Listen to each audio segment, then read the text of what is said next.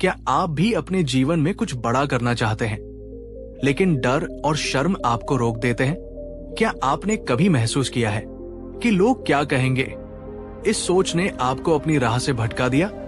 क्या आप भी हर बार पीछे हट जाते हैं सिर्फ इसलिए क्योंकि आपको डर लगता है? शायद असफलता का डर, शायद दूसरों की हंसी का डर, शायद अपनी ही क्षमताओं पर अविश्वास का डर, या शायद शर्म ने आपके होठों को सिल दिया, आपकी प्रतिभा को दुनिया के सामने आने से रोक दिया। अगर इनमें से कोई भी बात आपके दिल को छूती है, अगर ये सवाल आपके मन में भी गूंजते हैं, तो यकीन मानिए आप अकेले नहीं हैं। और ये वीडियो, ये कहानी खास तौर पर आपके लिए है। ये कहानी आपके अंदर एक नई उम्मीद जगा सकती है, एक नई दृष्टि दे सकती है। तो इससे पहले कि हम इस यात्रा में गहरे उतरें, मैं आपसे एक छोटा सा अनुरोध करना चाहूंगा। इस वीडियो को अभी लाइक कर दीजिए, क्योंकि आपका एक लाइक हमें और भी ऐसी प्रेरणादायक कहानियां आप तक लाने के लिए प्रोत्साहित करता है। और हाँ, कमेंट सेक्शन में जाकर हमें जरूर बताइए, वो कौन सी एक बात है, वो कौन सा एक डर या शर्म है जो आपको अक्सर अपने लक्ष्य तक पहुंचने से रोक देता है। आपके जवाब पढ़कर हमें खुशी होगी और शायद दूसरों को भी इससे हिम्मत मिले। बहुत समय पहले की बात है। राजगृह राज्य में एक युवक रहता था। नाम था आनंदवर्धन। आनंदवर्धन कोई साधारण युवक नहीं था। वो बुद्धिमान था, मेहनती था। वो जो भी पढ़ता, जो भी सीखता, उसे तुरंत समझ लेता। उसके गुरुजन उसकी प्रतिभा से प्रभावित थे और उसके माता पिता को उस पर गर्व था। वे अक्सर कहते थे, आनंदवर्धन, तुम एक दिन बहुत बड़ा नाम करोगे, तुम्हारी कीर्ति दूर दूर तक फैलेगी। लेकिन दोस्तों, जीवन की विडंबना देखिए। इतनी सारी खूबियों के बावजूद आनंदवर्धन के व्यक्तित्व में एक ऐसी गहरी कमी थी, एक ऐसी गांठ थी जिसने उसकी सारी प्रतिभा को ढक रखा था। वो कमी थी अत्यधिक शर्म और हर समय घेर कर रखने वाला डर। वो किसी भी नई सभा में नए लोगों के बीच जाने से घबराता था। अगर उसे कुछ कहना भी होता तो शब्द उसके गले में ही अटक जाते। लोगों से आंख मिलाकर बात करना उसके लिए पहाड़ चढ़ने जैसा था। उसकी हथेलियां पसीजने लगती, दिल जोर जोर से धड़कने लगता और चेहरा शर्म से लाल हो जाता। जब भी वो कोई नया काम हाथ में लेता, कोई नई परियोजना शुरू करने की सोचता, तो उसका मन अनगिनत नकारात्मक विचारों से भर जाता। अगर मैं ये काम शुरू करूं और असफल हो गया तो सब लोग मुझ पर हंसेंगे। अगर मेरी बात किसी को बेवकूफी भरी लगी तो मेरी कितनी जग हंसाई होगी। मैं इस योग्य नहीं हूं, मुझसे बेहतर लोग हैं, मैं कैसे उनके सामने टिक पाऊंगा? कहीं ऐसा ना हो कि मैं कुछ गलत कर बैठूं और सब कुछ बर्बाद हो जाए। ये अगर मगर वाले सवाल एक मकड़ी के जाले की तरह उसके मनमस्तिष्क पर छाए रहते थे। ये सवाल उसे आगे बढ़ने से रोकते थे, उसे कुछ भी नया करने की हिम्मत नहीं जुटाने देते थे। उसके मित्र आगे बढ़ रहे थे, व्यापार में, कला में, शास्त्रार्थ में नाम कमा रहे थे, पर आनंदवर्धन वही का वही खड़ा था, अपने ही बनाए हुए डर और शर्म के अदृश्य पिंजरे में कैद। वो देखता था कि कैसे कम प्रतिभा वाले लोग भी आत्मविश्वास के बल पर उससे आगे निकल जाते हैं, और ये देखकर उसका मन और भी ज्यादा कुंठित हो जाता था। वो रात रात भर जागता, अपनी इस कमजोरी के बारे में सोचता। वो खुद से नफरत करने लगा था। उसे लगता था कि वो किसी काम का नहीं है, कि उसका जीवन व्यर्थ है। उसकी आंखों के सामने उसके सपने दम तोड़ रहे थे और वो बेबस होकर देख रहा था। एक बार राज्य में एक बड़ी वाद विवाद प्रतियोगिता का आयोजन हुआ। आनंदवर्धन के गुरु ने उसका नाम भी लिखवा दिया, ये जानते हुए कि उसमें कितनी क्षमता है।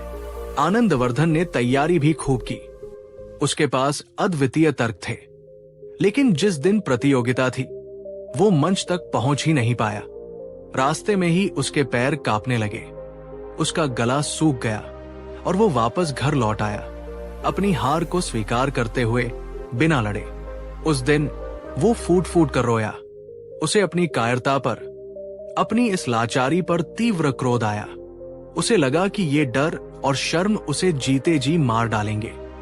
दोस्तों, क्या आनंदवर्धन की कहानी में आपको अपनी झलक दिखाई देती है? क्या आपने भी कभी किसी बड़े अवसर को सिर्फ इसलिए खो दिया क्योंकि डर या शर्म ने आपको रोक लिया? कमेंट में हाँ या तो नहीं लिखकर बताइए। और अगर आप सहज महसूस करें तो उस एक अनुभव को साझा कीजिए जब शर्म ने आपको पीछे धकेल दिया हो। आपकी कहानी दूसरों के लिए प्रेरणा बन सकती है। आनंदवर्धन की आत्मा छटपटा रही थी। वो इस घुटन भरी जिंदगी से बाहर निकलना चाहता था। उसे एक मार्गदर्शक की, एक सच्चे गुरु की तलाश थी जो उसे इस अंधकार से निकाल सके। एक दिन राजगृह में यह समाचार फैला कि तथागत गौतम बुद्ध अपने भिक्षु संघ के साथ नगर के पास ही वेणुवन में पधारे हैं। लोगों में उत्साह था। हर कोई बुद्ध के दर्शन करना चाहता था, उनके अमृत वचनों को सुनना चाहता था। आनंदवर्धन ने भी ये सुना। उसके मन में एक क्षीण सी आशा की किरण जागी। उसने बुद्ध की करुणा और उनके ज्ञान की अनेक गाथाएं सुन रखी थी। उसे लगा, शायद यही वो स्थान है जहां मेरे दुखों का अंत हो सकता है। शायद बुद्ध के पास मेरे इन जटिल प्रश्नों का कोई सरल समाधान हो। ये विचार आते ही उसके अंदर एक अजीब सी बेचैनी होने लगी। एक तरफ बुद्ध से मिलने की तीव्र इच्छा थी, दूसरी तरफ वही पुराना डर। मैं इतने महान व्यक्ति के सामने क्या कहूंगा? कहीं मैं कुछ अनुचित न कह बैठूं। कई दिनों तक वो इसी उधेड़बुन में रहा। अंततः उसके अंदर की पीड़ा ने उसके डर पर विजय प्राप्त की। उसने निश्चय किया, चाहे जो हो जाए वो बुद्ध से मिलेगा और अपने मन की व्यथा उनके सामने रखेगा। अगली सुबह वो कांपते हुए कदमों से वेणुवन की ओर चल पड़ा। जैसे जैसे वो बुद्ध के आश्रम के निकट पहुंचता गया, उसका हृदय और तेजी से धड़कने लगा। उसके पैर लड़खड़ा रहे थे, माथे पर पसीने की बूंदें चमक रही थी। जब वो बुद्ध के समक्ष पहुंचा तो उनकी शांत और करुण आमयी आभा देखकर वो अभिभूत हो गया। बुद्ध एक वृक्ष के नीचे पद्मासन में बैठे थे। उनके चेहरे पर एक अलौकिक तेज था और उनकी आंखों में असीम गहराई और प्रेम। उनके आसपास एक अद्भुत शांति का वातावरण था। आनंदवर्धन ने बुद्ध को प्रणाम किया, लेकिन उसके मुंह से शब्द नहीं निकल पा रहे थे। उसकी आंखों में आंसू भर आए और उसकी आवाज जैसे किसी ने गले में ही दबा दी हो। वो बस फफक फक कर रोने लगा। बुद्ध कुछ देर तक उसे शांत दृष्टि से देखते रहे।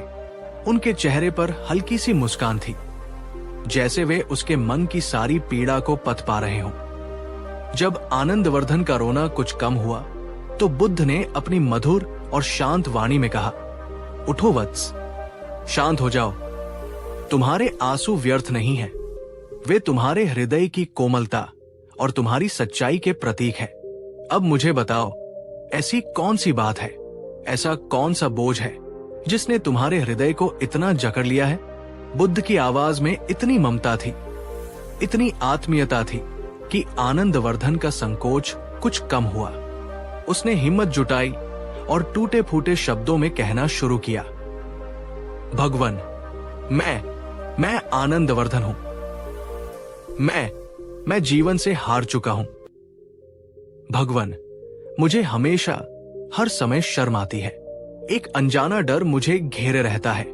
मैं प्रतिभाशाली हूं, ऐसा लोग कहते हैं, पर मैं किसी के सामने दो शब्द भी ठीक से बोल नहीं पाता। कोई भी नया काम शुरू करने से पहले ही मेरे हाथ पांव फूल जाते हैं। मैं बस हर बार पीछे रह जाता हूं। मेरा जीवन जैसे एक ही जगह ठहर गया है। भगवान, कृपा करके मेरा मार्गदर्शन कीजिए। मुझे इस नर्क से बाहर निकालिए। वो अपनी बात कहते कहते फिर से सुबकने लगा। बुद्ध ने अत्यंत धैर्य और करुणा के साथ उसकी पूरी बात सुनी। जब आनंदवर्धन चुप हुआ तो बुद्ध कुछ क्षणों के लिए मौन हो गए, जैसे वे उसके शब्दों को, उसकी भावनाओं को अपने भीतर आत्मसात कर रहे हों। वन में केवल पक्षियों का कलरव और पत्तों की धीमी सरसराहट ही सुनाई दे रही थी। फिर उन्होंने अपनी आंखें खोली, आनंदवर्धन को देखा। और उनके होठों पर एक रहस्यमयी मुस्कान फैल गई। उन्होंने कहा, वत्स आनंदवर्धन, जिस अंधकार से तुम भागने का प्रयास कर रहे हो, वो अंधकार कहीं बाहर नहीं है। जिन जंजीरों से तुम खुद को बंधा हुआ महसूस करते हो, वे जंजीरें किसी और ने नहीं, तुमने स्वयं अपने विचारों से निर्मित की है। शर्म और डर, ये दोनों शत्रु तुम्हारे बाहर नहीं, तुम्हारे ही मन के भीतर, तुम्हारी अपनी ही सोच के अंधेरे कोनों में बसे हुए हैं। बुद्ध रुके, आनंदवर्धन की आंखों में सीधे देखते हुए पूछा, क्या तुम सच में इन शत्रुओं का सामना करने का साहस रखते हो? क्या तुम अपनी ही बनाई हुई इन दीवारों को गिराने के लिए तैयार हो? क्योंकि वत्स, मुक्ति का मार्ग आत्मनिरीक्षण और साहस से होकर ही गुजरता है। आनंदवर्धन ने बुद्ध की बातों को सुना। उसे पूरी तरह समझ तो नहीं आया, लेकिन उसे ये महसूस हुआ कि वो सही जगह पर आ गया है। उसे लगा कि बुद्ध के पास उसके लिए कोई गहरा सत्य है। उसने कांपते हुए स्वर में कहा, हाँ भगवान, मैं तैयार हूं। आप जो कहेंगे मैं करूंगा। बुद्ध ने आनंदवर्धन के उत्तर में दृढ़ता देखी। वे समझ गए कि ये युवक सचमुच परिवर्तन के लिए आतुर है। उन्होंने आनंदवर्धन को अपने पास बैठने का संकेत किया और फिर एक सरल किंतु गहरा प्रयोग करने को कहा, एक ऐसा प्रयोग जो मन की परतों को खोल कर रख दे। बुद्ध बोले, आनंदवर्धन, मुझे ये बताओ, जब तुम्हें डर लगता है, जब तुम्हारा हृदय कांपता है और तुम किसी कार्य को करने से पीछे हट जाते हो, तो क्या उस समय सच में कोई वास्तविक खतरा तुम्हारे सामने होता है? क्या कोई जंगली पशु तुम्हें खाने आ रहा होता है, या कोई शत्रु तलवार लेकर तुम्हारे प्राण लेने को आतुर होता है? आनंदवर्धन ने एक क्षण सोचा। उसने अपने उन तमाम डरावने पलों को याद किया। सभा में बोलने से पहले का डर, कोई नया काम शुरू करने से पहले की घबराहट। उसने महसूस किया कि बुद्ध क्या कहना चाह रहे हैं। वो धीरे से हंसा, एक ऐसी हंसी जिसमें आत्मग्लानि भी थी और कुछ समझ आने का भाव भी। नहीं भगवान, आपने सत्य कहा। वास्तव में तो ऐसा कोई तात्कालिक खतरा कभी नहीं होता। कोई तलवार लेकर नहीं आता, कोई शेर दहाड़ नहीं रहा होता। बुद्ध ने फिर पूछा, तो फिर क्या होता है वत्स? उस समय तुम्हारे मन में क्या चलता है? वो कौन सी चीज है जो तुम्हें इतना भयभीत कर देती है? आनंदवर्धन ने आंखें बंद की, अपने डर के उन क्षणों को फिर से जीने की कोशिश की। फिर उसने कहा, भगवान, उस समय मेरे मन में बस विचार आते हैं, अनगिनत विचार। जैसे अगर मैं असफल हो गया तो क्या होगा? अगर लोग मुझ पर हंसे तो मेरी क्या इज्जत रह जाएगी? अगर मेरी बात किसी को पसंद नहीं आई तो? अगर मैंने सब कुछ गड़बड़ कर दिया तो? ये अगर और तो वाले विचार एक के बाद एक आते रहते हैं और मेरा मन उन्हीं में उलझ कर रह जाता है। बुद्ध के चेहरे पर एक कोमल मुस्कान फैल गई, जैसे वे कह रहे हो, हाँ, यही तो मैं सुनना चाहता था। वे बोले, वत्स, तुमने स्वयं ही अपने डर का रहस्य खोल दिया। डर कोई ठोस वस्तु नहीं है जिसे तुम छू सको या देख सको। डर कोई बाहरी शक्ति नहीं है जो तुम पर आक्रमण कर रही हो। डर तो शुद्ध रूप से कल्पना है, एक मानसिक प्रक्षेपण।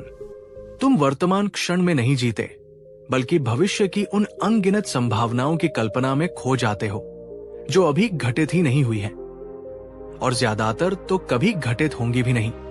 और यही नकारात्मक कल्पना, यही भविष्य का भय तुम्हारे वर्तमान को जकड़ लेता है, तुम्हें पंगु बना देता है। बुद्ध ने अपनी बात को और स्पष्ट करने के लिए एक उदाहरण दिया। सोचो, तुम एक अंधेरी कोठरी में प्रवेश करते हो। तुम्हें वहां रस्सी का एक टुकड़ा दिखाई देता है, पर अंधेरे के कारण तुम उसे साफ समझ बैठते हो। तुम्हारा हृदय जोर जोर से धड़कने लगता है, तुम्हें पसीना आने लगता है, तुम चीखना चाहते हो। यहां वास्तविक खतरा क्या है? रस्सी नहीं, वास्तविक खतरा है तुम्हारा भ्रम, तुम्हारी कल्पना की वो रस्सी सांप है। जैसे ही प्रकाश आता है और तुम देखते हो कि वो सांप नहीं बल्कि रस्सी है, तुम्हारा सारा डर तुरंत गायब हो जाता है। ठीक इसी प्रकार तुम्हारा डर भी तुम्हारे मन का बनाया हुआ एक भ्रम है। तुमने अभी तक कर्म किया ही नहीं, परिणाम आया ही नहीं, लेकिन तुमने पहले से ही असफलता की, उपहास की कल्पना कर ली और उस कल्पना से डर गए। इस भ्रम को मिटाने के लिए, इस डर से मुक्त होने के लिए तुम्हें अभी में, इस क्षण में जीना सीखना होगा। भविष्य की चिंता छोड़ो, अतीत के बोझ को उतार फेंको। जो है वो यही क्षण है। इसी क्षण में अपनी पूरी ऊर्जा लगाओ। आनंदवर्धन बुद्ध की बातों को मंत्रमुग्ध होकर सुन रहा था। उसे ऐसा लग रहा था जैसे किसी ने उसके मन पर पड़ी धूल की मोटी परत को हटा दिया हो। पहली बार उसे अपने डर का असली स्वरूप समझ में आ रहा था। दोस्तों, जरा ईमानदारी से सोचिए, क्या आपका अधिकांश डर भी भविष्य की काल्पनिक घटनाओं को लेकर नहीं होता? क्या होगा अगर? ये सवाल कितनी बार आपको रोकता है? क्या आपने कभी इस बात पर गौर किया है कि जिस चीज से आप डर रहे हैं वो अभी तक हुई ही नहीं है? वो महज एक संभावना है, आपकी कल्पना है। अगर बुद्ध की ये बात आपके दिल को छू गई है, अगर आपको ये समझ में आ रहा है कि डर अक्सर हमारा अपना बनाया हुआ होता है, तो कमेंट सेक्शन में एक हार्ट इमोजी जरूर डालिए, ये जानने के लिए कि आप हमारे साथ हैं।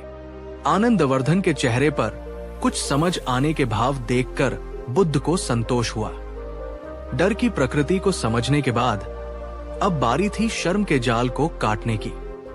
बुद्ध ने आनंदवर्धन से अगला प्रश्न पूछा। उनकी आवाज में वही मृदुता और गहराई थी। वत्स आनंदवर्धन, अब मुझे ये बताओ, तुम किससे शर्माते हो?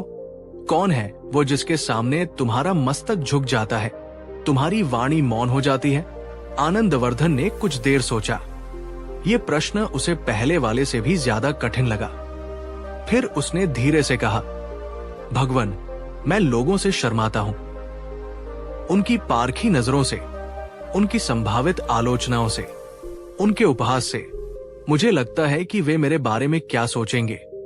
वे मेरी कमियों को पकड़ लेंगे, वे मुझे छोटा समझेंगे।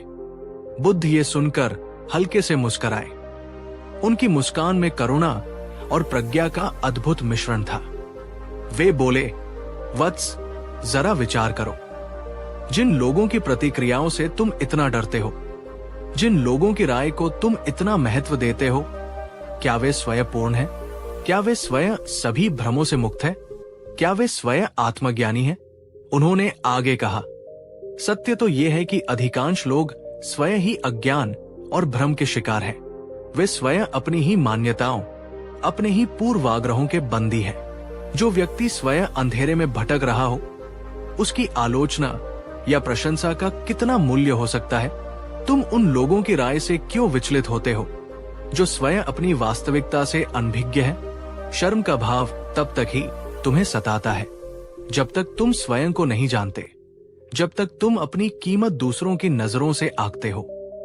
जिस दिन तुम अपने भीतर की असीम संभावनाओं को, अपनी आंतरिक शक्ति को, अपने सच्चे स्वरूप को पहचान लोगे, उस दिन दुनिया की कोई भी राय, कोई भी आलोचना तुम्हें हिला नहीं पाएगी। बुद्ध ने आनंदवर्धन को एक और मार्मिक उदाहरण दिया जो उसके मन में गहरे उतर गया। आनंदवर्धन, कल्पना करो कि कोई व्यक्ति तुम्हारे पास आता है और तुम्हें एक पत्थर का टुकड़ा भेंट करता है, ये कहकर कि ये अमूल्य हीरा है। क्या तुम उसे स्वीकार कर लोगे? आनंदवर्धन ने कहा, नहीं भगवन, अगर मैं जानता हूं कि वो पत्थर है तो मैं उसे हीरा कैसे मान लूंगा? बहुत अच्छे, बुद्ध ने कहा। अब सोचो, अगर कोई तुम्हें मूर्ख कहे, अयोग्य कहे, कमजोर कहे, तो तुम उसकी बात को इतनी आसानी से क्यों स्वीकार कर लेते हो? तुम क्यों उस नकारात्मक लेबल को अपने ऊपर चस्पा हो जाने देते हो? आनंदवर्धन निरुत्तर हो गया। बुद्ध की सीधी और सरल बात उसके हृदय को भेद गई थी। उसकी आंखों में एक नई चमक आई, जैसे उसे अपनी सबसे बड़ी भूल का एहसास हो गया हो। उसने कांपते स्वर में कहा, भगवन, शायद इसलिए मान लेता हूं क्योंकि कहीं न कहीं मेरे मन के किसी कोने में मैं स्वयं भी अपने बारे में वैसा ही कुछ नकारात्मक विचार रखता हूं। शायद मैं खुद को ही पूरी तरह से स्वीकार नहीं कर पाया हूं। बुद्ध के चेहरे पर संतोष का भाव आया। उन्होंने कहा, यही तो मूल बात है वत्स, यही तुम्हारे सारे दुखों की जड़ है। शर्म बाहर से नहीं आती, वो तुम्हारे भीतर ही जन्म लेती है। जब तुम दूसरों द्वारा दी गई नकारात्मक पहचान को अपनी स्वीकृति दे देते हो, एक ऐसी पहचान जो सरासर गलत और भ्रामक है। इसलिए वत्स, शर्म से मुक्ति का मार्ग है आत्मज्ञान और आत्मस्वीकृति। स्वयं को जानो, अपनी अच्छाइयों को पहचानो, अपनी कमियों को स्वीकार करो, लेकिन उन्हें अपने ऊपर हावी मत होने दो। तुम अद्वितीय हो, तुम संपूर्ण हो, जैसे भी तुम हो। जब तुम इस सत्य को अपने भीतर गहराई से अनुभव कर लोगे, तो शर्म का कोई भी बाण तुम्हें घायल नहीं कर पाएगा। वो आएगी और बिना तुम्हें छुए गुजर जाएगी, जैसे हवा का झोंका। आनंदवर्धन बुद्ध के चरणों में नतमस्तक हो गया। उसे लग रहा था जैसे जन्मों की प्यास आज बुझ गई हो। डर और शर्म, जो उसे दैत्य की तरह लगते थे, आज उसे मन के वहम नजर आ रहे थे। दोस्तों, क्या आपने कभी सोचा है कि हम दूसरों की राय को इतना महत्व क्यों देते हैं? क्या हम अपनी कीमत खुद तय करते हैं या दूसरों के सर्टिफिकेट का इंतजार करते हैं? बुद्ध की ये बात कितनी गहरी है कि शर्म तब तक है जब तक हम खुद को नहीं जानते। कमेंट में आत्मज्ञान लिखिए अगर आप इस बात से सहमत हैं कि खुद को जानना ही शर्म से मुक्ति की पहली सीढ़ी है। बुद्ध ने आनंदवर्धन को केवल सैद्धांतिक ज्ञान ही नहीं दिया, बल्कि उसे उस ज्ञान को अनुभव में बदलने का व्यावहारिक मार्ग भी दिखाया।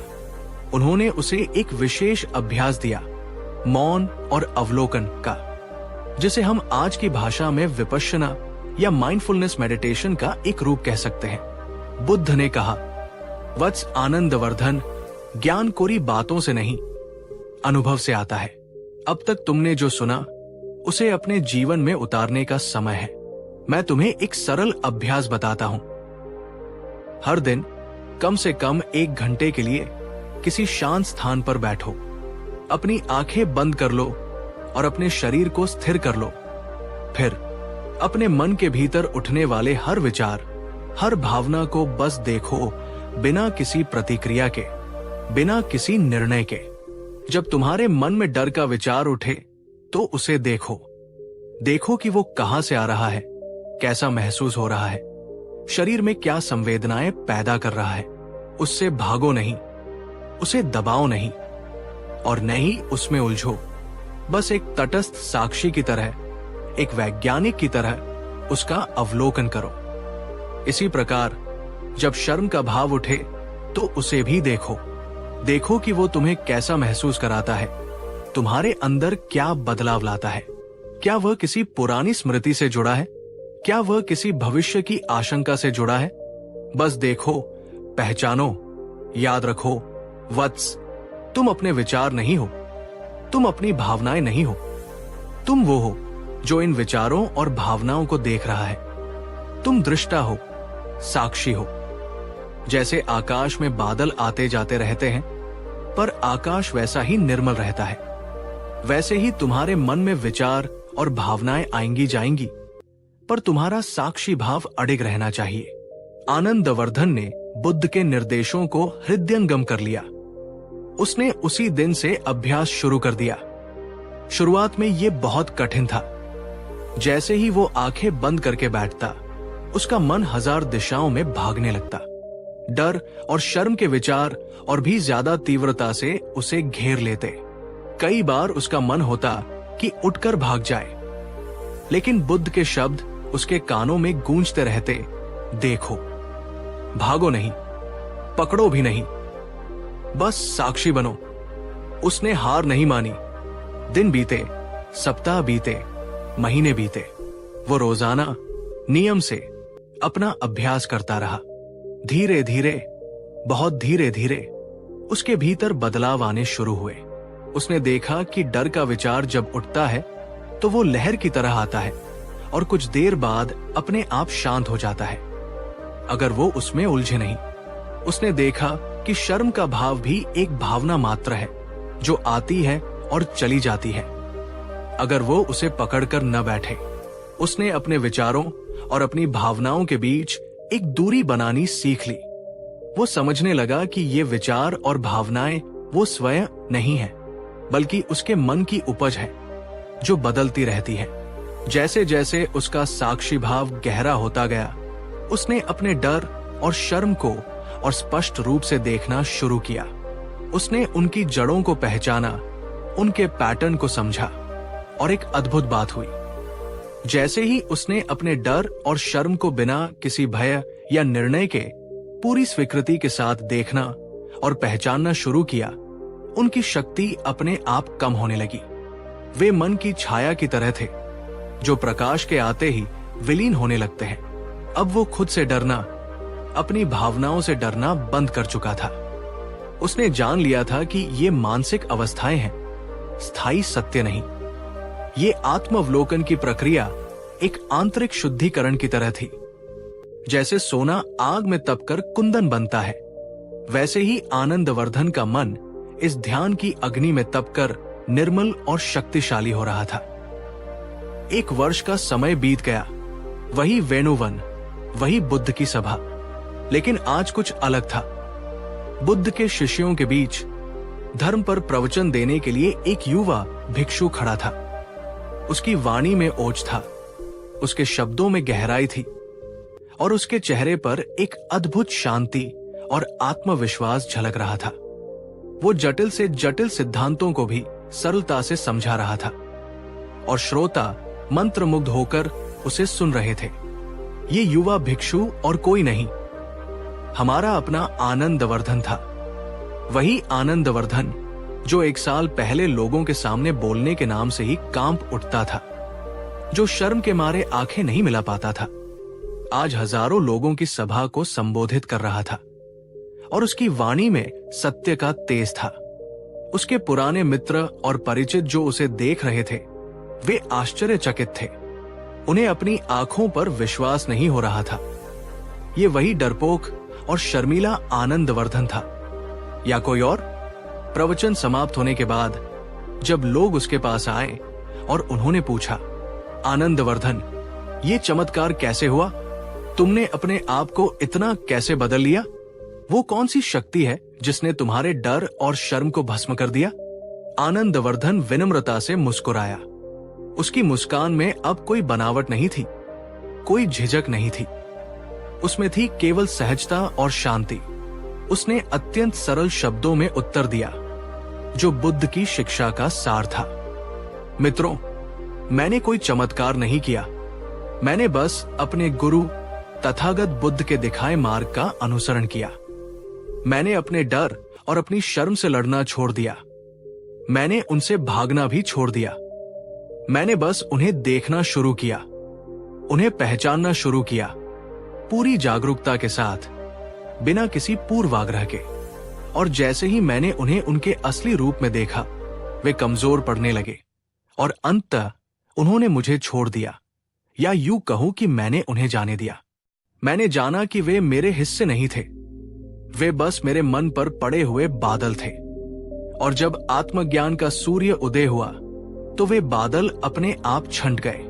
उसका उत्तर सुनकर लोगों के मन में श्रद्धा और भी बढ़ गई। वे समझ गए कि आनंदवर्धन ने केवल बाहरी परिवर्तन नहीं, बल्कि एक गहरा आंतरिक रूपांतरण हासिल किया था।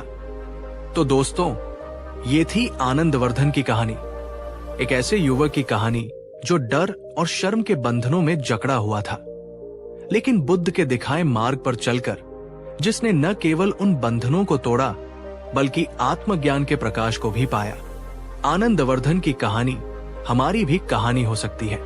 आपके और मेरे जीवन में भी ऐसे अनेक डर और शर्म हो सकते हैं, जो हमें हमारी वास्तविक क्षमता तक पहुंचने से रोकते हैं, जो हमें हमारे सपनों को जीने नहीं देते। लेकिन बुद्ध का संदेश आज भी उतना ही प्रासंगिक है जितना वो 2500 साल पहले था। जिसे तुम पूरी जागरूकता से देख लोगे, उससे तुम मुक्त हो जाओगे। आपका डर कितना भी बड़ा क्यों न हो, आपकी शर्म कितनी भी गहरी क्यों न हो, अगर आप साहस करके उसका सामना करने का निर्णय लेते हैं, उसे साक्षी भाव से देखने का अभ्यास करते हैं, तो आप पाएंगे कि उसकी शक्ति धीरे धीरे कम होती जा रही है। तो मेरा आपसे आज ये प्रश्न है, क्या आप आज से, इसी क्षण से अपने सबसे बड़े डर को, अपनी सबसे गहरी शर्म को बिना किसी बहाने के, बिना किसी टाल मटोल के देखने की शुरुआत कर सकते हैं? क्या आप अपने भीतर जमी हुई शर्म और अपराध बोध की परतों को हटाकर अपने सच्चे, निर्दोष और शक्तिशाली स्वरूप को जानने का साहस रखते हैं? अगर आपका उत्तर हाँ है, तो मैं आपको विश्वास दिलाता हूं, आपके जीवन में एक अभूतपूर्व परिवर्तन की शुरुआत हो सकती है। कमेंट सेक्शन में जाकर पूरे विश्वास के साथ लिखिए, मैं अब डर से नहीं डरता, मैं शर्म से नहीं शर्माता, मैं मुक्त हूं। या आप बस इतना लिख सकते हैं, मैं तैयार हूं। आपका यह संकल्प आपके अवचेतन मन में एक बीज की तरह काम करेगा। अगर आपको यह कहानी पसंद आई हो, अगर इसने आपके दिल को छुआ हो, अगर इसने आपको कोई नई दिशा दी हो, तो कृपया इस वीडियो को लाइक करें। आपका एक लाइक हमें बहुत हौसला देता है। इस कहानी को अपने उन दोस्तों और प्रियजनों के साथ शेयर करें जिन्हें शायद इसकी सबसे ज्यादा जरूरत हो सकता है आपका एक शेयर किसी की जिंदगी बदल दे।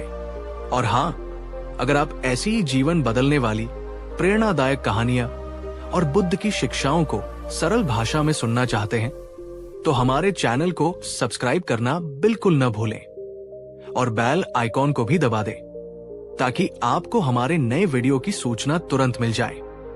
हमारा प्रयास है कि हम प्राचीन ज्ञान को आधुनिक संदर्भ में आप तक पहुंचाएं, ताकि हम सब मिलकर एक बेहतर, शांत और भयमुक्त जीवन जी सके। अगर आप चाहते हैं कि हम अगली कहानी बुद्ध और आत्मविश्वास, स्वयं पर अटूट विश्वास कैसे जगाएं, या किसी और विशेष विषय पर बनाएं, तो हमें कमेंट में अपने सुझाव जरूर दीजिए। हम आपके विचारों का स्वागत करते हैं। और अंत में बस इतना याद रखिए, डर वही खत्म होता है जहां जागरूकता शुरू होती है, जब तुम उसे पहचानते हो। और शर्म वही मिटती है जहां आत्म स्वीकृति जन्म लेती है, जब तुम खुद को वैसे ही स्वीकारते हो जैसे तुम हो। आप सब में वही बुद्धत्व, वही अनंत संभावनाएं छिपी है। उन्हें खोजिए। अपना बहुमूल्य समय देने के लिए आपका हृदय से धन्यवाद।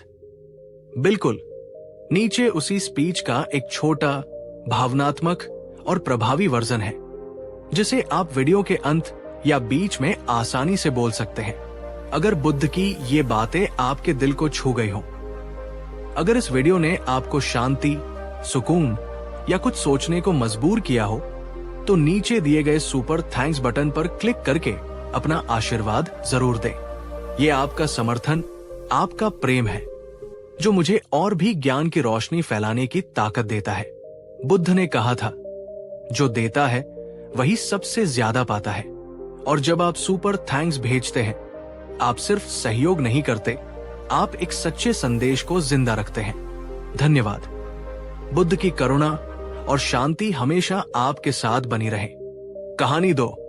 नमस्कार दोस्तों, और स्वागत है आपका हमारे चैनल पर, जहां हम जीवन के गहरे रहस्यों को सरल शब्दों में समझने का प्रयास करते हैं। क्या आप भी अपने जीवन में सफलता पाना चाहते हैं? क्या आपके मन में भी ये सवाल उठता है कि कुछ लोग जीवन में धन दौलत और ज्ञान दोनों कैसे हासिल कर लेते हैं, जबकि कई लोग अथक प्रयास के बाद भी संघर्ष करते रहते हैं? क्या आप भी चाहते हैं कि आपका जीवन सिर्फ गुजारा करने के लिए न हो, बल्कि उसमें समृद्धि हो, समझ हो और सबसे बढ़कर मन की शांति हो? अगर आपका जवाब हाँ है, तो आज का ये वीडियो आपके लिए एक वरदान साबित हो सकता है। आज हम समय के पार जाकर स्वयं तथागत गौतम बुद्ध के उपदेशों से उन सुनहरी आदतों को जानेंगे, जो न केवल आपको भौतिक रूप से अमीर बना सकती है, बल्कि आपको आंतरिक रूप से ज्ञानी और शांत भी बना सकती है।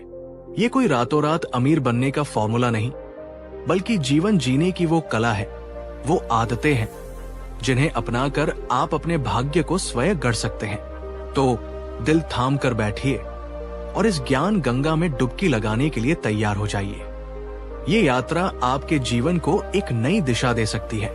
अगर आप भी दौलत और ज्ञान के इस रहस्य को जानने के लिए उत्सुक हैं, तो अभी इस वीडियो को एक लाइक कर दीजिए और कमेंट में हमें बताइए आप जीवन में भौतिक समृद्धि और आत्मिक ज्ञान में से किसे अधिक महत्व देते हैं, या क्या आप दोनों में संतुलन चाहते हैं?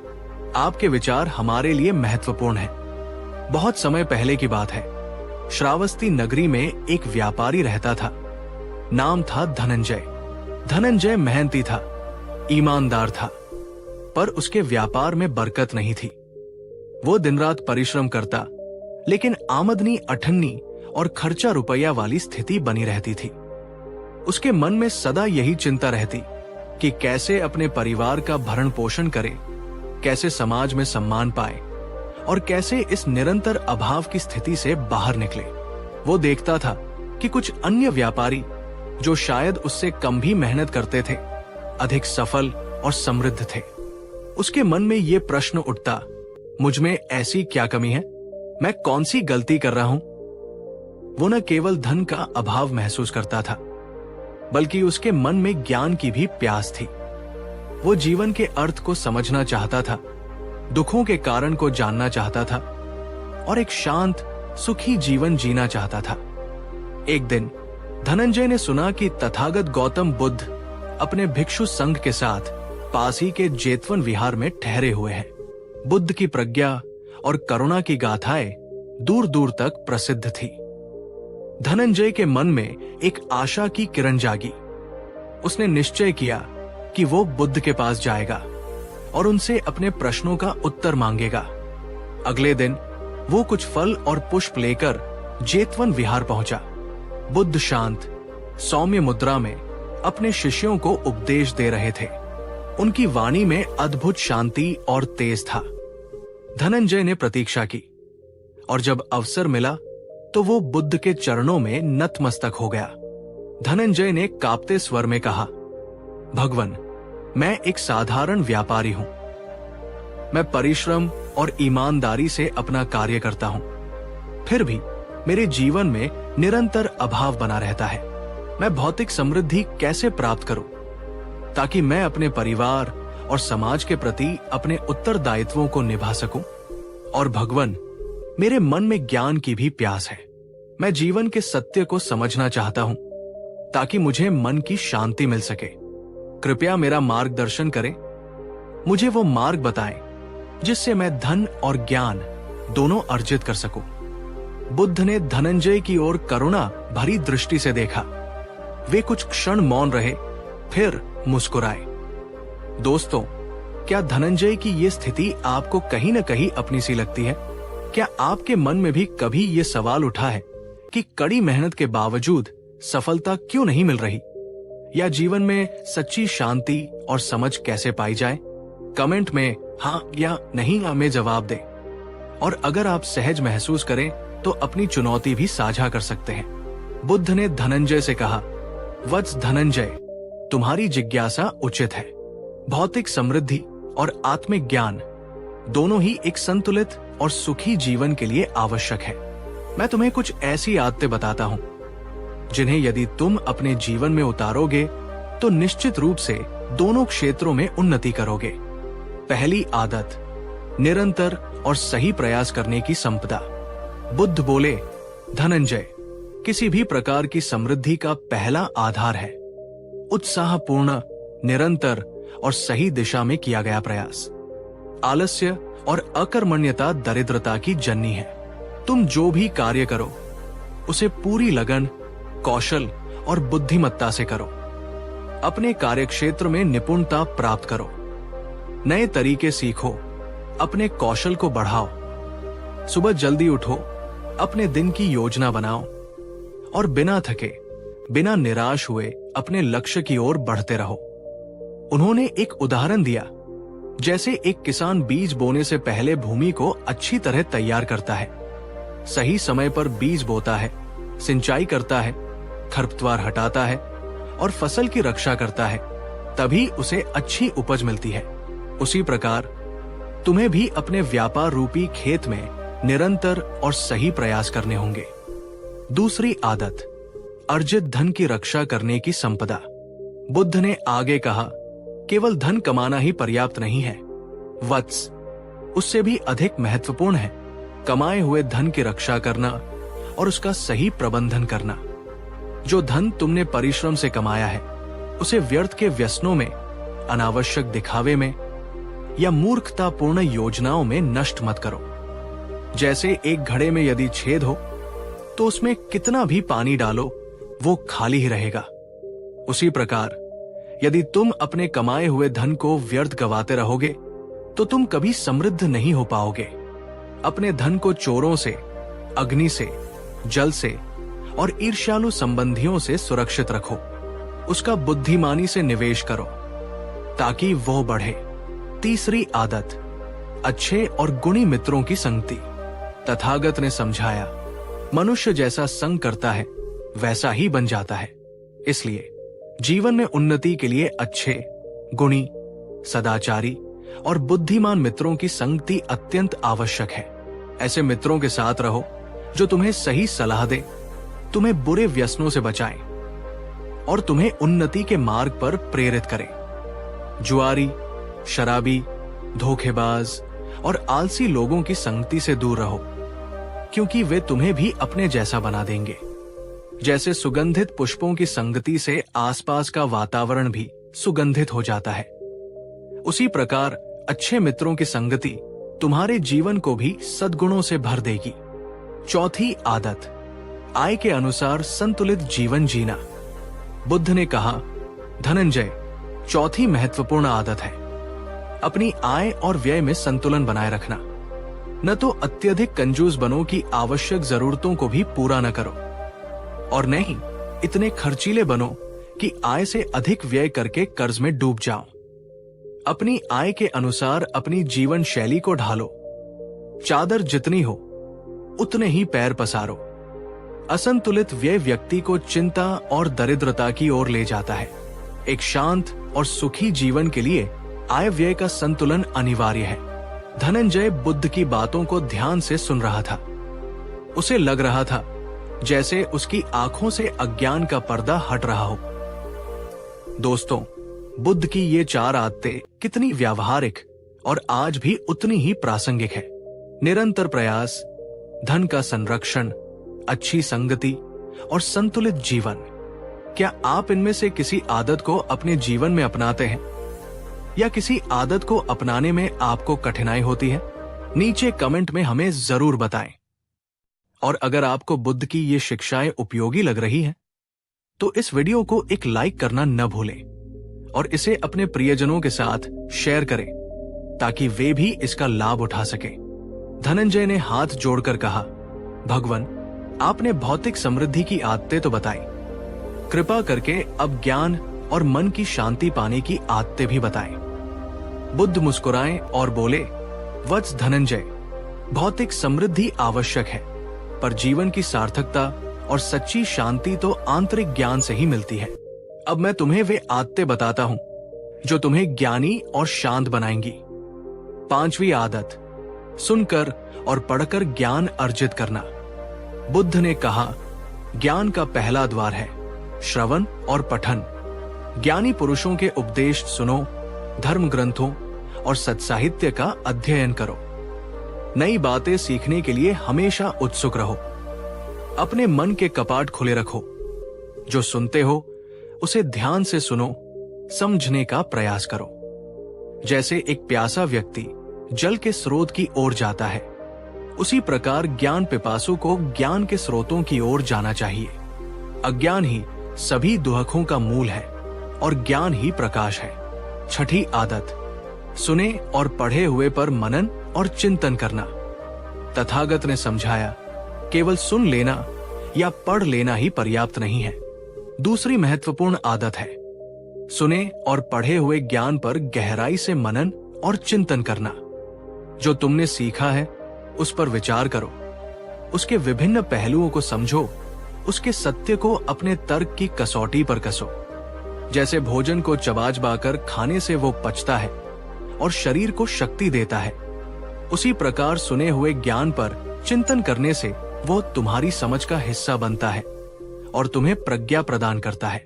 बिना विचारे ग्रहण किया गया ज्ञान बोझ बन जाता है। बुद्ध की ये बात कितनी सही है।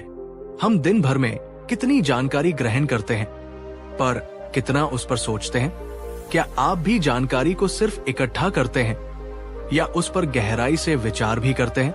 अपनी आदत कमेंट में बताएं। 7वीं आदत, ध्यान और विपश्यना द्वारा प्रत्यक्ष अनुभव से ज्ञान पाना। बुद्ध ने अपनी सबसे महत्वपूर्ण शिक्षा की ओर इशारा करते हुए कहा, ज्ञान का सर्वोच्च सोपान है ध्यान और विपश्यना के अभ्यास द्वारा स्वयं अपने भीतर सत्य का प्रत्यक्ष अनुभव करना। सुना हुआ और विचारा हुआ ज्ञान परोक्ष होता है, लेकिन ध्यान द्वारा प्राप्त ज्ञान प्रत्यक्ष और ट्रांसफॉर्मेटिव होता है। प्रतिदिन कुछ समय एकांत में बैठकर अपनी सांसों पर ध्यान केंद्रित करो। अपने मन के विचारों और भावनाओं को साक्षी भाव से देखो। इससे तुम्हारा मन शांत होगा, एकाग्रता बढ़ेगी और तुम्हें वस्तुओं का यथार्थ स्वरूप दिखाई देने लगेगा। यही प्रज्ञा है जो तुम्हें सभी दुखों से मुक्त कर देगी। जैसे तैरना सीखने के लिए पानी में उतरना ही पड़ता है, केवल किताबें पढ़ने से काम नहीं चलता, उसी प्रकार आत्मज्ञान के लिए ध्यान और विपश्यना का अभ्यास अनिवार्य है। बुद्ध ने धनंजय को यह भी समझाया कि ये 7 आदतें एक दूसरे से जुड़ी हुई है। एक सदाचारी, परिश्रमी और संतुलित जीवन जीने वाला व्यक्ति ही ध्यान में गहराई तक उतर सकता है और ध्यान से प्राप्त प्रज्ञा उसके जीवन को और अधिक कुशल और सार्थक बनाती है। धनंजय ने बुद्ध के उपदेशों को हृदय से ग्रहण किया। उसने तथागत को वचन दिया कि वो इन आदतों को अपने जीवन में उतारेगा। उसने श्रावस्ती लौटकर अपने जीवन को एक नई दिशा दी। वो उत्साह और लगन से अपने व्यापार में जुट गया। उसने अपने धन का सही प्रबंधन करना सीखा, फिजूल खर्ची बंद की। उसने बुरे मित्रों का साथ छोड़कर गुणी और ज्ञानी लोगों से संबंध बनाए। वो आय के अनुसार संतुलित जीवन जीने लगा, जिससे उसकी चिंताएं कम हुई। इसके साथ ही उसने ज्ञानियों की बातें सुनने और अच्छे ग्रंथ पढ़ने की आदत डाली।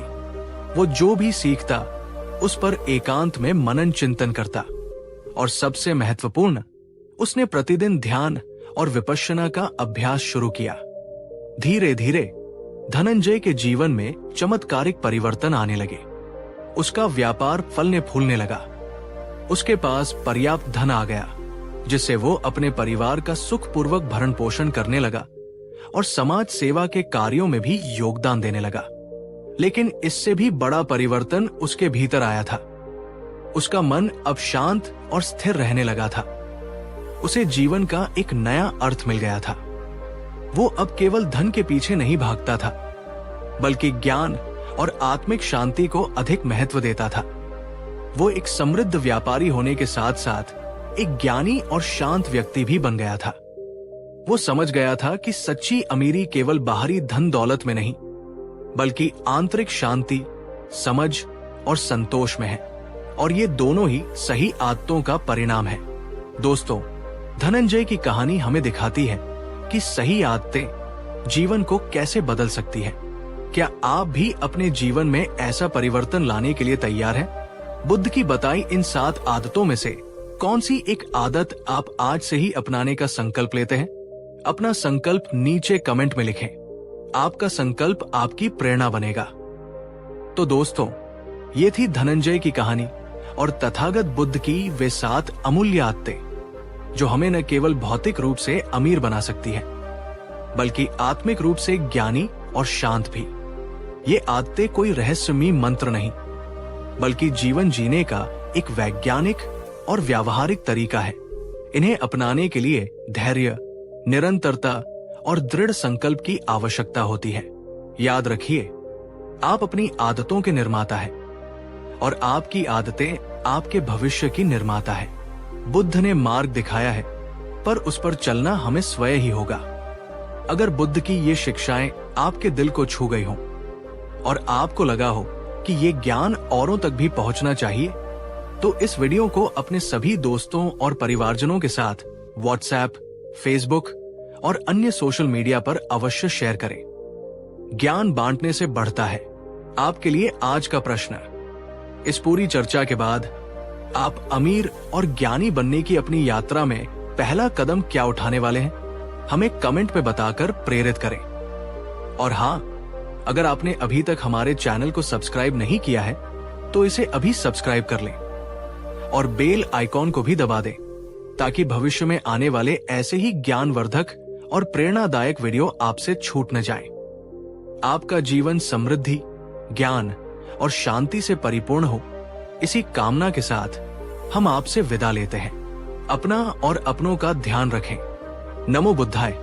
कहानी 3। नमस्कार मेरे प्रिय आत्मिक मित्रों, क्या आपने कभी अपने दिल की उस सच्ची आवाज को, उस मासूम सपने को या उस महत्वपूर्ण विचार को सिर्फ इसलिए दबा दिया है क्योंकि एक अनजाना सा डर आपके सीने में बैठ गया था? लोग क्या कहेंगे, या अगर मैं असफल हो गया तो? क्या आपके जीवन में कोई ऐसा अनुभव है, कोई ऐसी याद है जिसे लेकर आप आज तक शर्मिंदगी की एक भारी चादर ओढ़े हुए हैं? एक ऐसी शर्म जो आपको अंदर ही अंदर तोड़ती है, आपकी खुशियों को धूमिल करती है और आपको अपने ही अस्तित्व पर सवाल उठाने को मजबूर करती है। अगर आपका जवाब हाँ है तो यकीन मानिए आप इस यात्रा में अकेले नहीं हैं। ये मानवीय चेतना का एक गहरा द्वंद्व है जिससे हम सभी कभी न कभी जूझते हैं। आज हम बात करेंगे शर्म और डर की, उन दो अदृश्य लेकिन अत्यंत शक्तिशाली दीवारों की जो हमारे ही भीतर खड़ी होती है पर हमें बाहरी दुनिया की सच्ची सुंदरता और अपने स्वयं के असीम सामर्थ्य से काट देती है। और सबसे महत्वपूर्ण, हम जानेंगे तथागत गौतम बुद्ध की वो गहन, वो रहस्यमयी, वो जीवन रूपांतरित कर देने वाली सीख जो इन दोनों शर्म और डर को न सिर्फ नियंत्रित करती है बल्कि उन्हें जड़ से खत्म करने का मार्ग प्रशस्त करती है। इसलिए मेरा आपसे विनम्र अनुरोध है, इस वीडियो को सिर्फ एक मनोरंजन के रूप में नहीं बल्कि एक आत्मचिंतन, एक साधना के रूप में अंत तक जरूर देखें, क्योंकि अंत में हम उस व्यावहारिक तरीके पर भी चर्चा करेंगे जिससे आप भी आज से ही खुद को शर्म और डर के इन बंधनों से आजाद करने की दिशा में पहला कदम बढ़ा सकते हैं। और हाँ, यदि ये ज्ञान, ये प्रकाश आपके हृदय को स्पर्श करे तो इसे अपने तक सीमित मत रखिएगा। इस वीडियो को लाइक करें, अपने विचार और अनुभव कमेंट में साझा करें और इसे उन सभी के साथ शेयर करें जिन्हें आप प्रेम करते हैं, जिनकी आप परवाह करते हैं, क्योंकि शायद कोई और आत्मा भी आज इसी मार्गदर्शन की, इसी सहारे की तलाश में हो। बहुत समय पहले की बात है जब मगध साम्राज्य अपनी समृद्धि और ज्ञान की पिपासा के लिए विख्यात था। उसी राजगृह नगर में एक युवक रहता था। उसका नाम था सैनक। सैनक कोई साधारण युवक नहीं था, वो तीक्ष्ण बुद्धि का स्वामी था, शास्त्रों का ज्ञाता था और उसके हृदय में समाज के लिए कुछ कर गुजरने की तीव्र अभिलाषा थी। लेकिन इन सब गुणों के होते हुए भी उसका जीवन एक अदृश्य कारागार में कैद था। उसका एक सबसे बड़ा, सबसे प्रबल शत्रु था, स्वयं उसका अपना डर। वो हर समय, हर क्षण भविष्य की नकारात्मक कल्पनाओं और लोगों के संभावित निर्णयों के जाल में उलझा रहता। अगर मैंने ये काम शुरू किया और असफल हो गया तो सब मुझ पर हंसेंगे, मेरी सारी प्रतिष्ठा धूल में मिल जाएगी। अगर मैंने सभा में अपने विचार रखे और बोलते हुए मेरी जुबान लड़खड़ा गई या मेरी बात किसी को मूर्खतापूर्ण लगी तो क्या होगा? लोग मुझे अयोग्य समझेंगे। अगर किसी ने मेरी कमजोरियों, मेरी पिछली गलतियों या मेरी असलियत को जान लिया तो मैं किसी को मुंह दिखाने लायक नहीं रहूंगा, मैं कहीं का नहीं रहूंगा। उसके भीतर शर्म और डर का ये विशैला जाल इतना गहरा और घना हो चुका था कि वो कोई भी महत्वपूर्ण निर्णय नहीं ले पाता था। वो नए अवसर देखता पर कदम बढ़ाने से पहले ही उसके पैर कांपने लगते। वो हर किसी को खुश करने की निरर्थक कोशिश में लगा रहता, अपनी सच्ची भावनाओं को दबाता, अपनी आत्मा की आवाज को अनसुना करता और धीरे धीरे खुद को ही भुलाता जा रहा था। वो एक मुखौटा पहनकर जी रहा था और ये मुखौटा दिन प्रतिदिन भारी होता जा रहा था। उसका जीवन एक बोझ बन गया था। उसकी रातें बेचैनी में कटती और दिन एक अंतहीन संघर्ष में। एक दिन जब उसकी पीड़ा असहनीय हो गई जब उसे लगा कि वो इस घुटन से मर जाएगा, तब उसने सुना कि तथागत गौतम बुद्ध पास ही के वेणुवन में ठहरे हुए हैं। एक क्षीण सी आशा की किरण उसके अंधकारमय हृदय में जागी। वो रोते हुए, गिरते पड़ते बुद्ध के समक्ष पहुंचा। धम्म सभा समाप्त हो चुकी थी। बुद्ध एकांत में ध्यानस्थ थे। सेनक उनके चरणों में गिर पड़ा। उसकी सिसकियां थम नहीं रही थी।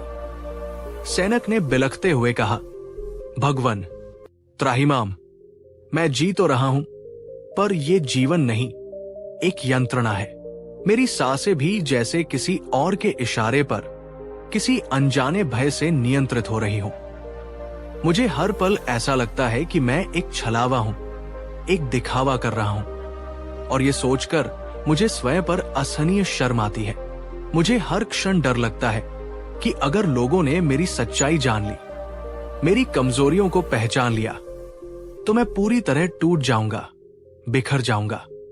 भगवन, क्या इस अंतहीन दर्द से, इस घुटन से कभी कोई मुक्ति संभव है? क्या मैं कभी एक सामान्य निर्भय जीवन जी पाऊंगा? क्या सेनक की इस व्यथा में, इस छटपटाहट में आपको अपनी कोई प्रतिध्वनि सुनाई देती है? क्या कभी आपने भी ऐसा महसूस किया है कि आप एक मुखौटा पहनकर जी रहे हैं और भीतर ही भीतर किसी डर या शर्म से घुट रहे हैं? क्या आप भी दुनिया के निर्णयों के डर से खुद को बदलते बदलते अपनी असलियत को खोते खोते थक चुके हैं? अगर हाँ, तो संकोच मत कीजिए, कमेंट में पूरी ईमानदारी से लिखें। मुझे भी ये डर और शर्म महसूस होती है। चलिए आज हम सब मिलकर इस अदृश्य शत्रु को पहचानते हैं, क्योंकि पहचान ही मुक्ति का पहला कदम है। बुद्ध ने सेनक की आंखों में गहराई से झांका। कुछ क्षणों तक वे कुछ नहीं बोले, केवल मौन, एक ऐसा मौन जो शब्दों से कहीं अधिक शक्तिशाली था। एक ऐसा मौन जिसमें सेनक के अशांत मन को अद्भुत शांति का अनुभव हो रहा था। फिर बुद्ध हल्के से मुस्कुराए। उनकी मुस्कान में जैसे ब्रह्मांड की सारी समझ और करुणा समाई हुई थी। उन्होंने धीरे से अपने पास रखा एक मिट्टी का भिक्षा पात्र, कटोरा उठाया। उन्होंने समीप रखे जल के पात्र से उस कटोरे को लबालब पानी से भर दिया, इतना कि एक और बूंद भी उसमें समा नहीं सकती थी। फिर उन्होंने वो पानी से भरा कटोरा सेनक के कांपते हुए हाथों में थमा दिया। बुद्ध ने अत्यंत शांत किंतु दृढ़ स्वर में कहा, वत्स सेनक, इस जल से भरे कटोरे को लेकर आश्रम के मुख्य द्वार तक जाओ और फिर वहीं से वापस मेरे पास आओ। लेकिन ध्यान रहे, इस यात्रा के दौरान इस कटोरे से जल की एक बूंद भी छलकनी नहीं चाहिए। यदि एक भी बूंद छलकी तो तुम इस परीक्षा में हार जाओगे और तुम्हें तुम्हारा उत्तर नहीं मिलेगा। सेनक पहले तो चौंका। उसे ये कोई विचित्र पहेली लगी। वो तो अपने जीवन की सबसे बड़ी समस्या का समाधान मांगने आया था और बुद्ध उसे ये बच्चों जैसा खेल खेलने को कह रहे थे। लेकिन बुद्ध की आंखों में उसे इतनी गहराई और आश्वासन दिखा कि वह कोई प्रश्न नहीं कर सका। उसने आज्ञा शिरोधार्य की। वो पानी से लबालब भरा कटोरा अपने दोनों हाथों में सावधानी से पकड़कर उठा। उसका पूरा ध्यान अब उस कटोरे पर केंद्रित हो गया था। वो एक एक कदम अत्यंत संभल कर रख रहा था। उसकी सांसें भी जैसे रुकी हुई थी।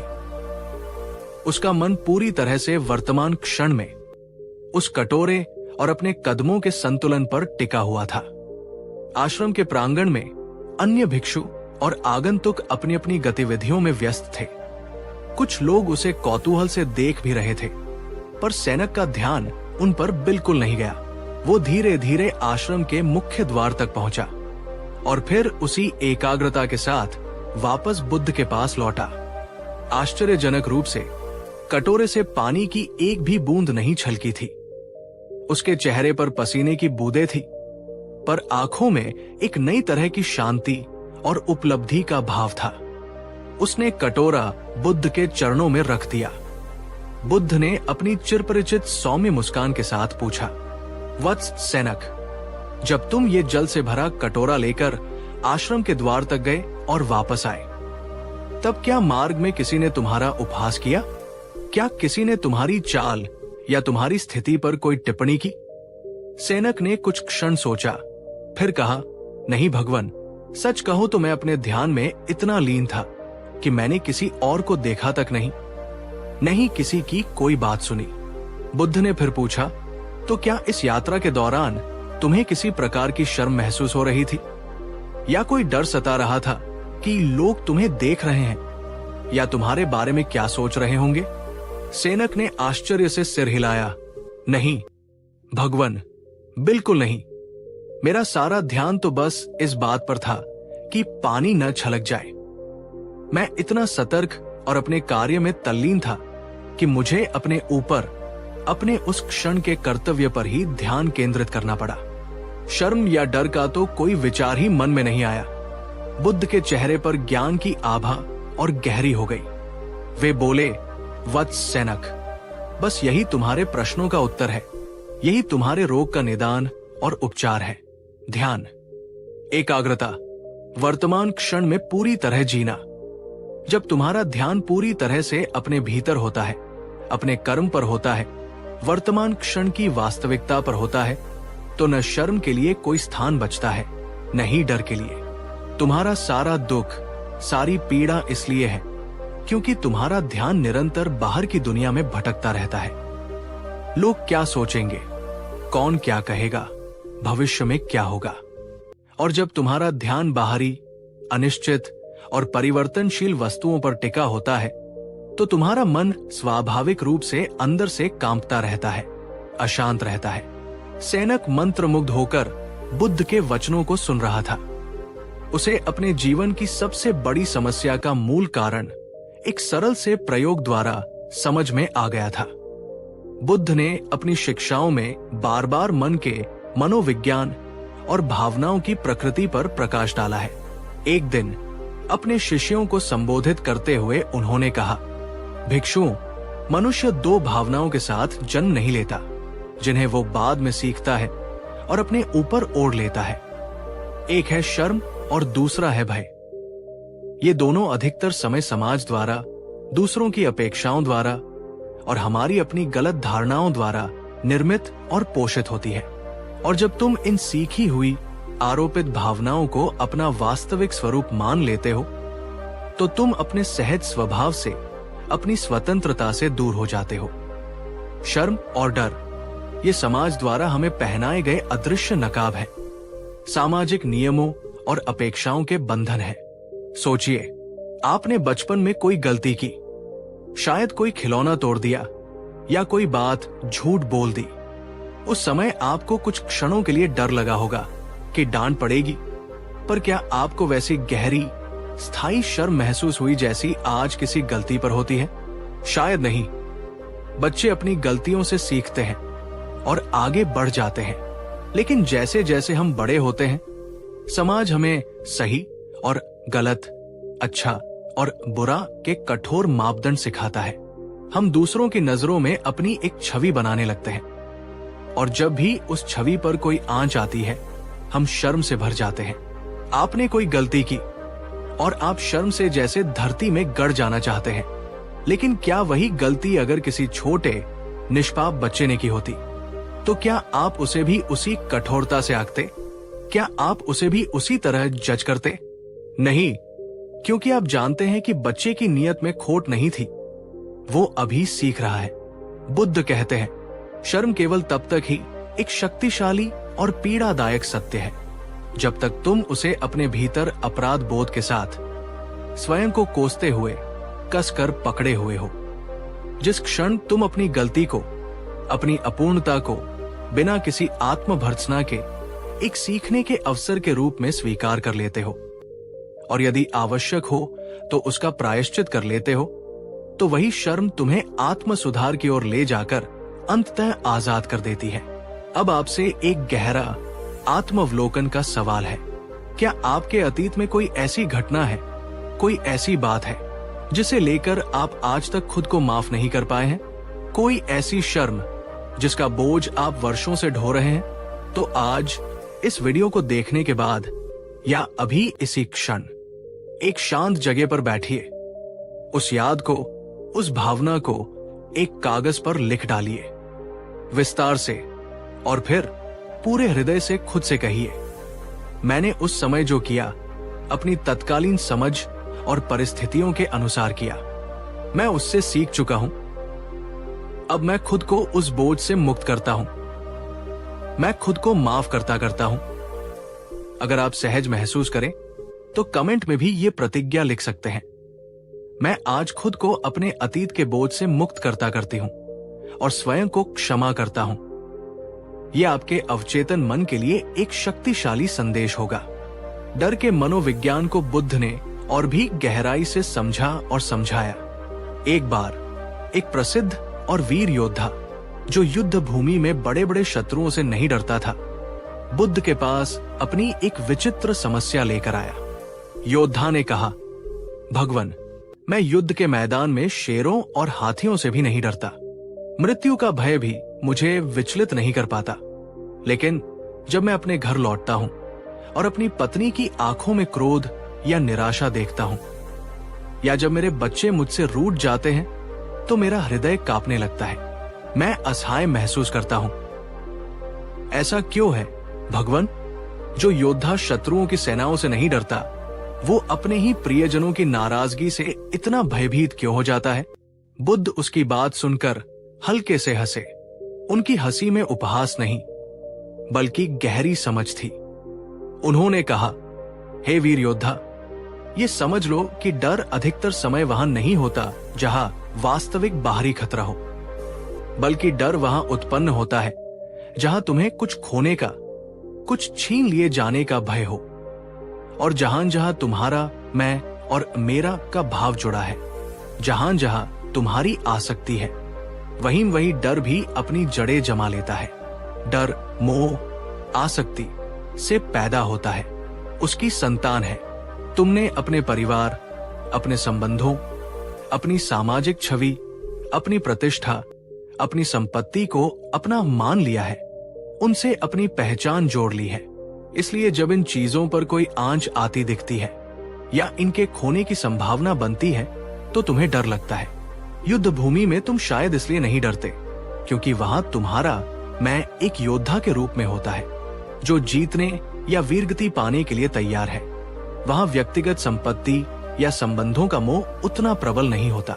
इसलिए तथागत ने सिखाया कि डर से स्थायी मुक्ति का एक ही अचूक रास्ता है। मोह से मुक्ति, आसक्ति से मुक्ति, और मोह से आसक्ति से मुक्ति का एक ही अचूक उपाय है सम्यक दृष्टि और प्रज्ञा का विकास। ये समझना कि जगत की सभी वस्तुएं और सभी संबंध अनित्य है, परिवर्तनशील है, और उनमें स्थायी सुख खोजना भ्रम है। बुद्ध ने केवल समस्याओं का विश्लेषण ही नहीं किया, बल्कि उनसे बाहर निकलने के व्यावहारिक मार्ग भी बताए। शर्म और डर के दलदल से बाहर आने के लिए उन्होंने मुख्यतः 3 शिक्षाओं पर बल दिया। 1. स्वीकार करो, छिपाओ नहीं, बदलो। बुद्ध ने बार बार कहा, जो व्यक्ति स्वयं को जैसा वो है वैसा ही संपूर्णता में देख लेता है और स्वीकार कर लेता है, उसे किसी और से या स्वयं से शर्माने की कोई आवश्यकता नहीं होती। अपनी कमजोरियों, अपनी गलतियों, अपनी अपूर्णताओं को स्वीकार करो। वे तुम्हारे व्यक्तित्व का हिस्सा है, पर वे तुम्हारी संपूर्ण पहचान नहीं है। उन्हें छिपाने या नकारने से वे और अधिक शक्तिशाली होती है। खुद को पूरी ईमानदारी से स्वीकार करो। याद रखो, गलतियां तुमसे हुई है, लेकिन वो गलतियां तुम नहीं हो। तुम उनसे बड़े हो, तुम उनसे सीख सकते हो और आगे बढ़ सकते हो। स्वीकृति शर्म का अंत है और परिवर्तन का प्रारंभ। 2. ध्यान में जियो, अतीत या भविष्य की कल्पनाओं और तुलनाओं में नहीं। तुम्हारा अधिकांश डर या तो अतीत की स्मृतियों से उपजता है या भविष्य की आशंकाओं से, और तुम्हारी शर्म अक्सर दूसरों से अपनी तुलना करने से, वो मुझसे बेहतर है, लोग मेरे बारे में क्या सोचेंगे, उत्पन्न होती है। बुद्ध कहते हैं, जैसे दीपक स्वयं के तेल और बाती से जलता है, किसी और दीपक से ईर्ष्या नहीं करता, वैसे ही तुम अपने अनुभव से, अपनी वर्तमान सजगता से जियो। माइंडफुलनेस का अभ्यास करो।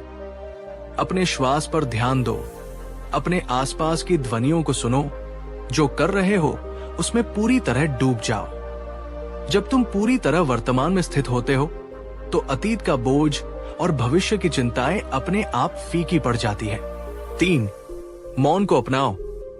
जब भी शर्म या डर की तीव्र भावना उठे तो आदतन तुरंत प्रतिक्रिया जैसे भाग जाना, गुस्सा करना या खुद को कोसना देने के बजाय कुछ क्षण रुको, एक शांत स्थान पर बैठो, अपनी आंखें बंद करो और उस भावना को अपने भीतर उठते हुए देखो। देखो वो शरीर में कहां महसूस हो रही है, उसके साथ कौन से विचार जुड़े हैं। उसे एक तटस्थ साक्षी की तरह देखो, जैसे तुम आकाश में गुजरते बादलों को देख रहे हो। वो भावना आएगी, कुछ देर ठहरेगी, और यदि तुम उससे जुड़ोगे नहीं, उसे पकड़ोगे नहीं, तो वो अपने आप चली जाएगी। भावनाएं अनित्य हैं, तुम उन्हें पकड़ कर रखोगे, उनसे अपनी पहचान जोड़ोगे तो ही वे टिकेंगी और तुम्हें कष्ट देंगी। अब मेरा आपसे एक और प्रश्न है। दोस्तों, बुद्ध की इन 3 कालजयी शिक्षाओं में से कौन सी एक सीख आज आपके दिल को सबसे ज्यादा छू गई, या आपको लगा कि ये आपके लिए सबसे अधिक प्रासंगिक है? कमेंट में हमें जरूर बताएं। बुद्ध की शिक्षाओं का सार केवल सैद्धांतिक नहीं, बल्कि अत्यंत व्यावहारिक था, जैसा कि इस छोटी सी कथा से स्पष्ट होता है। एक बार एक गृहस्थ स्त्री जो अपने आचरण और सामाजिक प्रतिष्ठा को लेकर बहुत सचेत रहती थी, अत्यंत व्यथित अवस्था में बुद्ध के पास आई। उसकी आंखें निरंतर बहते आंसुओं से नम थी और उसका चेहरा शर्म और अपराध बोध से झुका हुआ था। उसने रुंधे गले से कहा, भगवन, मैंने एक बहुत बड़ी भूल की है। मैंने अपने पति से एक महत्वपूर्ण बात छिपाई, एक झूठ बोला, और अब ये बात मुझे भीतर ही भीतर खाए जा रही है। मुझे हर पल शर्म महसूस होती है। मैं रात को सो नहीं पाती, दिन में किसी से आंख नहीं मिला पाती। मेरा जीवन नरक बन गया है। मैं इस लज्जा के बोझ तले दबी जा रही हूं। मुझे कोई मार्ग सुझाइए। बुद्ध ने उसकी ओर अत्यंत करुणा और धैर्य से देखा और फिर कोमलता से पूछा, पुत्री, क्या तुमने अपनी भूल को स्वयं स्वीकार कर लिया है? क्या तुमने अपने हृदय में ये मान लिया है कि तुमसे त्रुटि हुई? स्त्री ने सिसकते हुए कहा, हां भगवन, मैंने मान लिया है।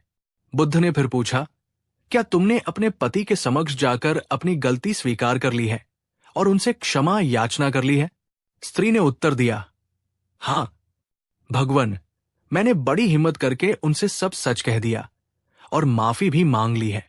उन्होंने मुझे माफ भी कर दिया है। बुद्ध कुछ क्षण मौन रहे, फिर बोले, तो पुत्री, जब तुमने अपनी भूल को स्वयं स्वीकार कर लिया, जब तुमने अपने पति से क्षमा मांग ली और उन्होंने तुम्हें क्षमा भी कर दिया, तो अब ये शर्म क्यों? अब ये लज्जा का बोझ क्यों? स्त्री ने आश्चर्य से बुद्ध की ओर देखा और कहा, भगवन, क्योंकि मुझे डर है कि लोग क्या कहेंगे। जब उन्हें पता चलेगा तो वे मुझे गलत समझेंगे। समाज में मेरी प्रतिष्ठा धूमिल हो जाएगी। बुद्ध ने एक गहरी, ज्ञान भरी मुस्कान के साथ कहा, पुत्री, लोगों का काम है सोचना और बातें बनाना। वो उनके कर्म और उनकी समझ पर निर्भर करता है। तुम्हारा काम है सत्य और धर्म के मार्ग पर जीना। तुम्हारी क्षमा, तुम्हारा पश्चाताप, तुम्हारे अपने भीतर के सत्य से होना चाहिए, बाहर की दुनिया की मान्यताओं या प्रशंसा की आवश्यकता से नहीं। तुमने जो सही था वो कर दिया। अब स्वयं को इस अनावश्यक बोझ से मुक्त करो और शांति से जियो। दूसरों की राय तुम्हारी आंतरिक शांति को भंग न करने पाए। वो स्त्री बुद्ध के वचनों को सुनकर जैसे किसी गहरे सम्मोहन से जागी। उसे अपनी भूल का एहसास हुआ कि वो अभी भी दूसरों के निर्णयों से बंधी हुई थी।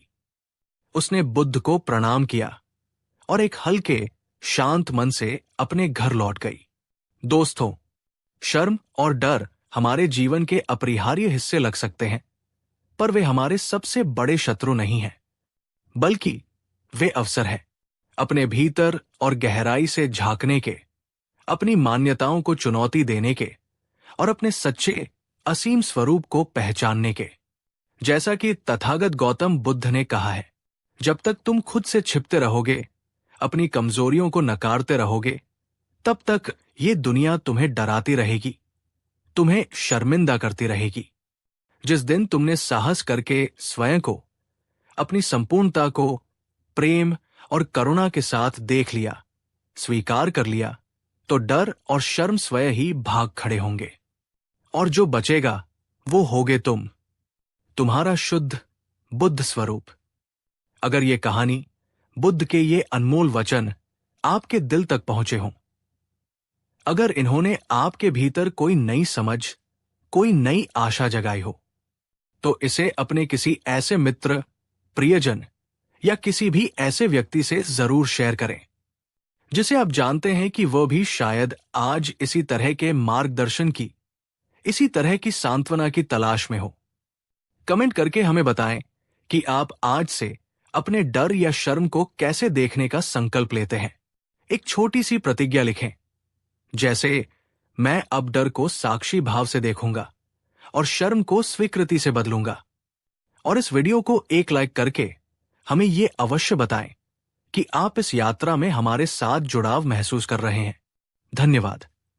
सदा ध्यान में रहें, सजग रहें और आजाद बने। भवतु सब्ब मंगल, सभी का मंगल हो। नमो बुद्धाय।